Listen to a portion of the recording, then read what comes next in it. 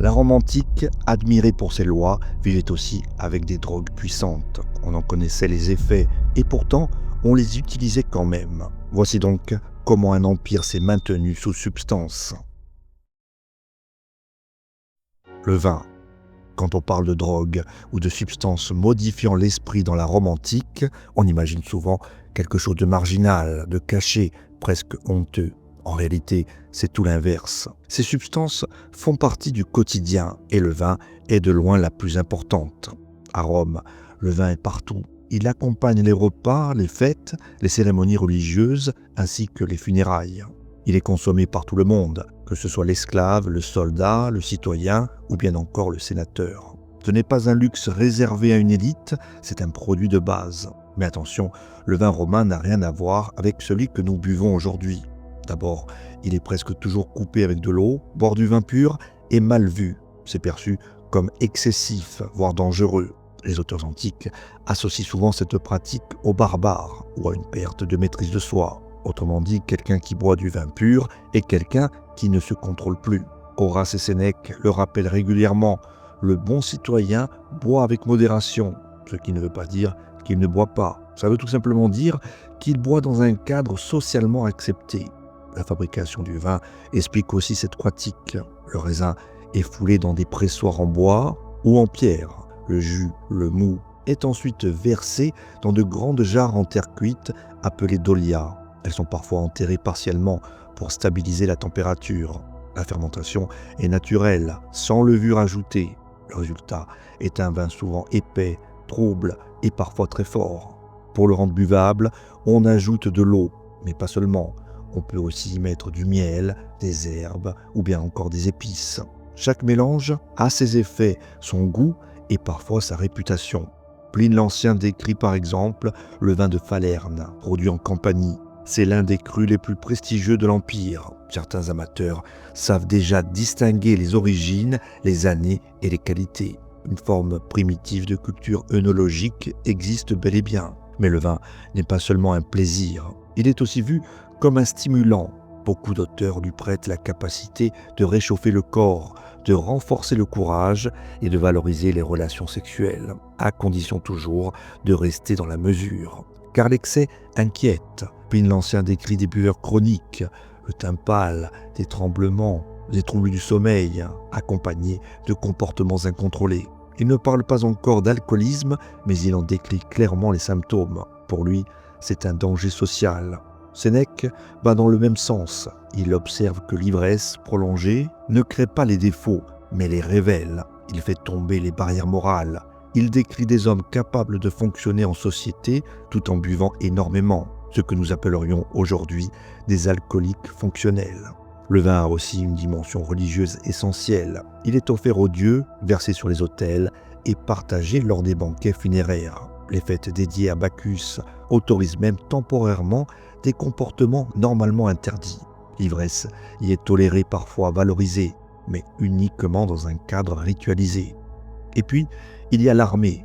Dans les légions, le vin n'est pas là pour faire la fête. Il répond à un problème très concret, en l'occurrence l'eau. En effet, boire de l'eau pure est risqué. Les Romains l'ignorent scientifiquement, mais l'expérience leur a appris que l'eau rend malade. La solution s'appelle la posca. Concrètement, c'est de l'eau coupée avec du vin aigre, parfois du vinaigre. Le goût est mauvais, mais l'acidité limite les infections. La boisson se conserve bien, désaltère et n'enivre pas. La posca n'est pas faite pour planer, elle est faite pour tenir, marcher, combattre et obéir. C'est en fait une boisson de survie. Enfin, les femmes font l'objet d'un contrôle moral beaucoup plus strict. Plusieurs auteurs affirment en effet qu'une femme qui boit trop est forcément débauchée ou infidèle. Cette vision en dit plus sur les normes sociales que sur les pratiques réelles, mais elle montre que le vin est aussi un outil de contrôle. L'opium. Si le vin est une évidence quotidienne, l'opium relève d'un autre registre. Mais là encore, il ne s'agit ni d'un mythe, ni d'un usage marginal. Les médecins romains connaissent parfaitement l'opium. Dès le IIe siècle avant notre ère, Nicandre de Colophon décrit avec précision les signes d'un surdosage. Paupières immobiles, sueur froide, respiration lente et visage livide. Ce n'est pas un texte moral, c'est une description clinique. L'objectif est simple, reconnaître un empoisonnement. Au 1er siècle, Dioscoride est encore plus clair. Dans sa Materia Medica, il explique que l'opium endort, calme la douleur, mais qu'à forte dose, il tue. La frontière entre remède et poison est mince, et les praticiens le savent. Pline l'Ancien confirme ses usages. Il cite l'opium pour traiter l'insomnie, les douleurs aiguës, certaines inflammations, les convulsions et même des morsures. Ce n'est pas une drogue clandestine, c'est un outil médical courant. Le sommeil est une obsession médicale à Rome. Dormir mal, c'est tomber malade. Galien, médecin personnel de plusieurs empereurs, évoque l'usage contrôlé de l'opium par Marc Aurèle. En effet, l'empereur en consomme, sous forme de préparation mêlée à du miel, ajusté chaque jour. L'objectif n'est pas l'ivresse, mais le repos. Galien insiste sur un point, Marc Aurèle reste lucide, actif, pleinement capable de gouverner. Preuve que l'usage mesuré est socialement admis, même au sommet de l'État. Mais l'opium n'est pas qu'un médicament. Dans le monde romain, le suicide n'est pas systématiquement condamné. Pour les vieillards, les malades incurables, ceux qui souffrent trop, mourir volontairement peut être vu comme un choix rationnel.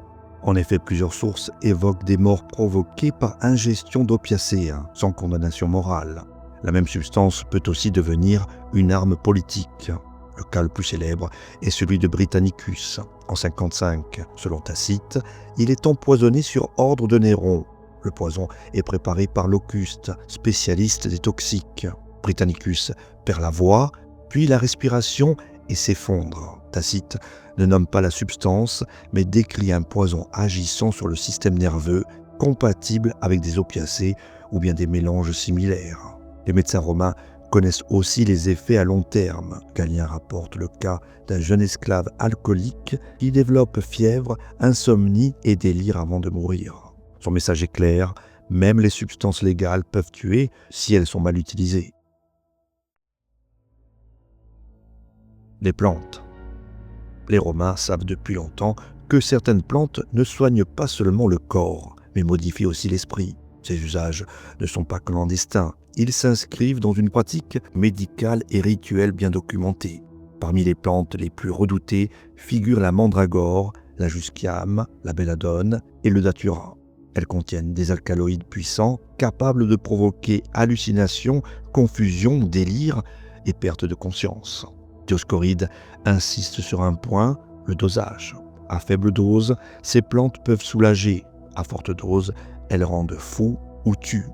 La mandragore est particulièrement célèbre. Les médecins l'utilisent comme sédatif avant certaines interventions douloureuses. Galien mentionne son effet anesthésiant tout en rappelant qu'une erreur de dosage peut plonger le patient dans un sommeil dangereux. La jusquiame et la belladone fonctionnent de la même manière. Elles calment la douleur, mais troublent profondément l'esprit.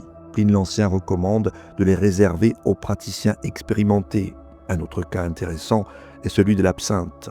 Les Romains en font un vin aromatisé, le vinum absinthiatum. Il est réputé pour stimuler l'esprit et faciliter la digestion. Son goût est atrocement amer, mais ses effets sont recherchés. Nous savons aujourd'hui qu'elle contient de la thuyone, un neurotoxique, ce qui explique les descriptions antiques. Les Romains pratiquent aussi la fumigation. On brûle des plantes ou des résines, on en respire les vapeurs. Cette pratique est utilisée dans les rituels religieux, mais aussi à des fins médicales. Le cannabis est également connu. Dioscoride note qu'il peut diminuer le désir sexuel. Galien mentionne que certaines graines sont consommées lors de banquets pour provoquer le rire et la détente. Ce n'est pas un usage quotidien, mais un agrément ponctuel. Pline l'Ancien ajoute que le chanvre est utilisé contre certaines douleurs et inflammations, et que mélangé au vin, il peut provoquer une forme d'ivresse. Des découvertes archéologiques à Pompéi montrent des mélanges complexes de substances végétales dans certaines officines. Les praticiens ne travaillent pas avec une plante isolée, mais avec de véritables cocktails. Enfin, les auteurs antiques comprennent un phénomène fondamental, la tolérance. Théophraste observe déjà que le corps s'habitue aux substances et qu'il faut augmenter les doses pour obtenir les mêmes effets. Galien en tire des conclusions pratiques. Les Romains savent donc que ces produits peuvent soulager, détendre, faire oublier, mais aussi détruire. La frontière est floue, mais parfaitement admise dans la société. Voilà, si cette vidéo vous a plu et que vous souhaitez soutenir la chaîne, n'hésitez pas à faire un don sur Tipeee ou à utiliser le bouton merci de YouTube. Dans tous les cas, merci pour votre soutien et à très bientôt pour une nouvelle plongée dans l'histoire.